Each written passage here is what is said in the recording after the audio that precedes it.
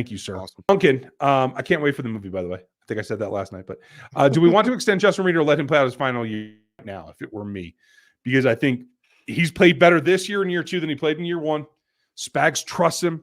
He's kind of, I think, a different leader than Tyron, but I think he's in a similar position, especially if you look at possibly losing L'Jarius. You need a vocal leader. I don't think Trent McDuffie's a vocal dude. So I want Justin Reid back. I would extend him, knock his salary down, give him a nice bonus, cut the cap, and keep him for a 3-year extension is what I would do. Yes. Justin Reid is so much better than a lot of people in Kansas City want to believe that he is for whatever reason. He's a fantastic lifeblood of this defense, and he's gotten much better, specifically in coverage from last year to this year. He's getting to the point where I trust him in covering tight ends one-on-one. And that's not something I would have said last year, 2 years ago. So yeah, extend him. He's still young. He is still young. Let's go. I'm down. Okay, rock and roll. I'll let you take this one, but I'll read it for you if you like. So many draft crushes right now. Where could the Chiefs be draft the following receivers? Trade up Brian Johnson, Xavier Worthy, Troy Franklin. Also thoughts on Jordan Morgan and Megadaji. I can't pronounce his name correctly. That's the tackle tackle out of what is it? It's one of the Ivy League schools. It's Cornell, I want to say, right? No, it's not Cornell. It's not Cornell. Is it Yale? It's Yale. Yeah, there it is. There it is. I know it's one of those. But Brian Thomas is the wide receiver you're talking about out of LSU. He is probably apparently going in the top 20. I don't understand what's happening with people here, but he is being projected inside the top 20. He should not be a first-round player on my board. He's Rasheed. He's a second-round value wide receiver. He's faster than Rasheed. But I just mean he's in where you'd put him, right? Yeah, I'll have him in the second round. That's where he is for me. But the way that he is being projected right now, he's going to go in the top 20. So they'd have to trade up to get him. Don't do it. Xavier Worthy should be available at the end of the first round. Thank you. Troy Franklin is going to be around that 25 to 30 range. So I think the Bills might be in line to take Troy Franklin. I think that would make a lot of sense with their offensive construction. So in my opinion, Brian Thomas and Troy Franklin are second round players, and I have Xavier Worthy just at the end of the first round. I think he is that good. So that's what I would do myself. But in terms of trading up, Brian Thomas would be the one you have to go get first, and then Franklin, and then Worthy should still be there, in my opinion.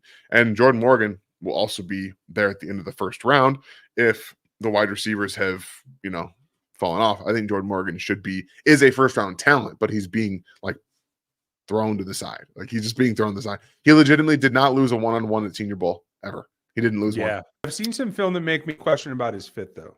I get that. And I'm just saying, I think that he could make it work here. I believe he could, but I haven't watched Keaton. So that's I've heard lots of good things, though. Lots of good things. So just so you guys know, Dan's focused on the wide receivers and tackles this year. We'll be crossing over and we'll watch each other's work as we always do. I'm on edges. Won't be doing corners as much because our guy EJ is back. So you guys will dig that. I'll be on quarterbacks, et cetera, et cetera. So if you have wide receiver questions, Dan is your man. I have my personal favorites. They're not necessarily going to grind up, and I'm only going to do a couple of games each of the wide receivers, whereas Dan is dug in. And we got to get him out because he's got family things. Sammy, welcome to the memberships. I appreciate you. As well as the follow-up right here. Do you think that Wanye did enough to have a shot at starting? Still drafted or a free agent signing? Do you think he's ready to start games at left tackle? I think he can. I mean, we've seen it. He did start games at left tackle last year, but I do think it's going to be a competition. I don't think he's going to be given it, nor do I think he earned it being given to him with some of his pass protection problems. He was good in the run game, but he wasn't very good in pass protection. So I do think that underrated, the Chiefs might bring in a guy like Jonah Williams to play left tackle, maybe as a guy who had actually played really good left tackle before 2 years ago. Whatever happened there was weird, but Andy Heck is a fantastic offensive line coach. And I think that bringing in a veteran who I don't know. Maybe the rest. I don't know. Maybe something different. Maybe something changes. You never know. It seems like the team might like that. You like that. I hate that. That's just me. I'm not a Williams fan, but I that get I'd it. rather be athletic and underpowered than the opposite. But that's just me. I understand. All right, guys. I have to Or you're actually upset get if it going. Really, tonight. Got to get out of got here. you. Unfortunately, sorry, everybody. If I you guys hit told me up Dan on we get Twitter, him out early, and I'm a liar. it's my fault too. Is. I talk too much, you guys. I'm sorry. If you guys ever want to hit me up on Twitter, go for it. I'll answer when I see the questions. But thank you guys. Don't destroy Ryan too much on his own. I appreciate you guys. I appreciate you letting me skedaddle. Thank you. Yeah, buddy. Say hi to the ladies for me. I will. Thank you guys. And what we'll do is we'll be live Q&A on Monday night like we always are. I'm going to have stuff for you on Sunday night as well. Going to go to a pre-recorded this week because of my personal schedule and with the family and stuff. So look for that. Mayor James, appreciate you. Thanks for the help. Always nice to see you in here. And I hope that you're ready for a nice off season. Kai, I like that you bring up Brand Dorless out of Oregon. And thank you for the super chat. Dorless is a tweener, and he's always been a tough eval for me. When he was younger and he was lighter, felt like he could have been an edge evolving. Now I feel like he's probably based inside, but he is very much a Mike Dana to me. He could survive at both 3-tech and at edge if you need him to. He could play heads up on tackles if they were to switch to a 3-man front. I do like him. I don't think he's going to be a high round pick. He might sneak into the 3rd round, but I don't think it's going to be very high. So there is an option there. And I do like what he does. He plays with significant power. He's not the most explosive guy, but I think he can get it done. And I think he can be a rotational piece in a defensive line that has to rebuild the interior pretty significantly. So thank you for bringing him up. I like that you did that. Jacob, top 15 pick for CJ. Who are some top 15 options? I don't think you get a top 15 pick for Chris Jones. The teams that are going to trade for him are going to want him to cap them off. They're likely to be lower than that. If they were, you're not going to get the volume of picks. But if you're in the top 15 and you got an extra top 15 pick, I'm bundling that and I'm going up to get that tackle of the future, whether it's Alt or Fasciano or whoever they decide. I'm not a huge Fuaga fan, at least in terms of like giving up capital to get him. I think he can be functional. I'm not sold on his elevation to the NFL. So there are a couple of tackles I would go after. If you wanted to get super sick and serious, I like both. Actually, I like all 3 of the Washington receivers. Odunze would be a top 15 pick that I could see going after if that's what you felt. If you felt Wanye had it, or you felt like you can sub in there with a free agent tackle, I think it would be worth it. I don't think you can, even with number 32 and number 15 or 14, I don't think you can get up to the top 3 to get Marvin Harrison Jr. So that's what I would look at right there. Andy, thank you very much. Cheers to you, buddy. I want to thank you guys as a Chiefs fan from Ireland. Cheers. And hey, I would love to run into you at some point, Andy, because I'm going to be over there. I want to say it's 2 summers from now, my debut, and meet some long lost family. So I would love to hook up when I'm over there. But make my weekends a lot more fun and interesting. Much love. You both deserve a ring. Appreciate that. Been a subscriber for a year now. Well, welcome. And I hope there's more Chiefs fans in Ireland. I've been on a few podcasts in Ireland, and I love it. And it's nice for me as someone who has descendants from there. Nice to see you, and thank you, buddy. Would love to stay in touch. So feel free. Drop me a line at rgrpodcasts@gmail.com. Would love to connect. Jackson, thank you, and welcome. Member for 5 months. Appreciate you. With the big jump in the salary cap, could they get Jones, Snead, Tranquil, and Gay, plus a draft and free agency? It will certainly help them get Jones, Snead, and Tranquil. Evidently, all the signs point to Billy Gay going elsewhere. Okay. It's about timing. And I think you'd have to sign Jones, put the tag on Snead, and then try to work on a deal after that. I think that can be done. And I think once Legere secures the fact that he'll be making $18 million for at least 2024, I think it would be more open to structuring a deal down the line that gives him a chunk of cash and lets him reduce his cap number. I do think that is in the cards. That wouldn't leave a lot for free agency. You could get a few things done, like bringing back Mike Dana and a couple other players, but you wouldn't be going out and spending on like trying to fight for a Mike Evans or a T. Higgins, right? That would probably put the kibosh on that if you got both Snead and Jones. I'd rather them build from within and keep their guys than go out on a limb for somebody else's draft pick. That's just kind of the way that I approach it. We're going to wrap up here in just a second. Alex would love the idea of Tyler Lockett coming in. His father played for the Chiefs. Yes, absolutely. And it's a nice way to end your career in a friendly confine that reminds you of home and you have a legacy link to, right? I love that concept. I just don't know if it's in the cards. Age is tough, and I'm not sure that the team would do that. I don't know. For the money, it just seems like Brett Veach might not be able to bring himself to pull that contract off. I'm not sure.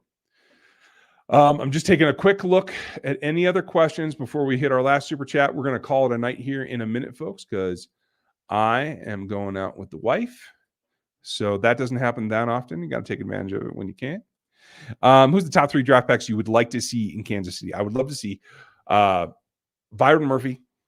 I like Blake Fisher, the right tackle from Notre Dame. I think you can have him later. And I would love to see Jalen Polk. I think he's a second-round selection that you can get. And he is a wide receiver that I love. He's 6'2". He's a little bit like thinner version of Rasheed, who plays in the slot a lot. He's 6'2", about 210, I want to say. He's the number 2 at Washington in their championship run, and I love the way that he plays. I think he would fit perfectly. Super smart player that would make this offense home. I'm really into it.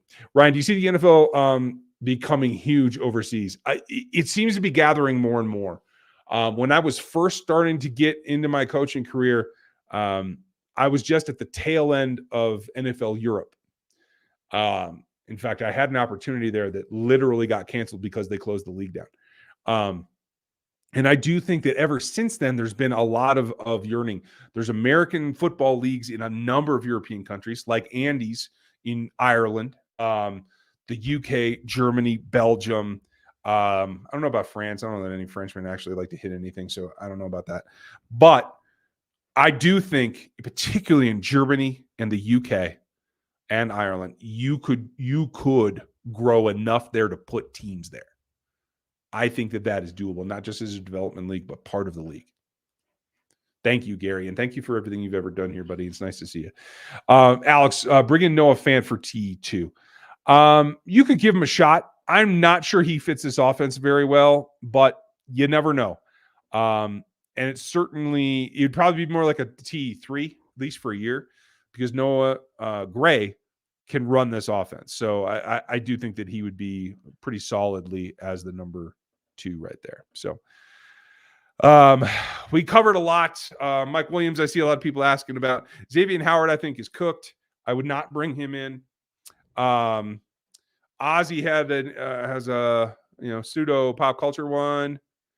What is this? Do you think that Travis and the Chiefs becoming internationally famous with T-Swift will lead to us playing more overseas games? Not necessarily more, because Clark has always wanted to play overseas games. He's the leader of the International Expansion Committee. He's now on the Finance Committee. Like, he knows that for this league to become everything that it can, it has to grow overseas, and he's been pushing that for quite a while. Speedy, I did not see one come through from you, buddy, but I will try to go back, or actually just throw your question in regular right now, and I will try to do that. Oh, wait, no, it just showed up. We're good. Jaquan Jackson from Tulane and Malachi Corley from Western Kentucky are both nice. Good YAC players. Yes, they definitely are. This concept that Malachi Corley is a first-round player is ridiculous. That is crazy talk. And I think that's people looking for clicks now, saying something outlandish that they know is going to fall away later. So, but I like Jackson quite a bit, and I think he's probably a third-round guy on my board. Some will pump him up above that. And I can't say that I would say that that's crazy. I just don't think the value's there. But yes, super YAC guy, could play in the slot, would be a replacement for Kadarius Toney and McCole Hardman and do some of those things. I like his tenacity. One of the better Senior Bowls of any receiver down there. I don't care who they were. And I like what he brings. And it wasn't just when he was catching balls from Pratt, his quarterback at Tulane. So I do think that really is a guy that I like. He'll be higher in terms of my fit list for the Chiefs than Corley will be. But I think Corley will generally be right in the same vicinity, maybe a little bit higher. Because of the build and the contact sustainability. So sorry about that one, Speedy. Appreciate you being patient with me. And I think that is the bulk of it. So we're going to call that a night right here. We're going to be back live on Monday night. I'm going to be here on Sunday night, depending on timing. And if not, you'll see a piece that I have ready. We're going to be doing more film work. We're going to start switching over, not just to prospects, but to free agents some as well, to kind of explain why we feel the way we feel about it. And obviously, like yesterday, when things happen, signings, etc., we will give you our reaction so that you can have that as soon as possible. We appreciate you guys being here. I totally dig the fact that you guys are here when it's the off season, because we're all bought into this three-peat thing. And I very much appreciate it. Mizzou 19. Thank you. And you love Gray. Wish Reid would use more. I agree. But the idea that he'd be a tight end 2 or his ultimate homer take. No, it really isn't, because I know for a fact the reason Noah Fant didn't work in Denver is because he couldn't learn the playbook. He ain't going to learn the Chiefs playbook. I'll tell you that. So it's not a homer pick. I was trying not to throw him out under the bus, but I know from people here in town that it was a problem for him learning the offense. And that ain't going to get easier coming to Kansas City. So that's where it's at. Everybody, thank you for being here. I appreciate all your time. Thanks to Brenda and all of our regulars, Gary, always. And for all of our regulars, I very much appreciate you. I'm looking forward to it. I'm going to be doing a lot of film over the weekend. I'll have something for you Sunday night. And then we'll get back to the Q&A all night long on Monday, your show. Thanks for being here. I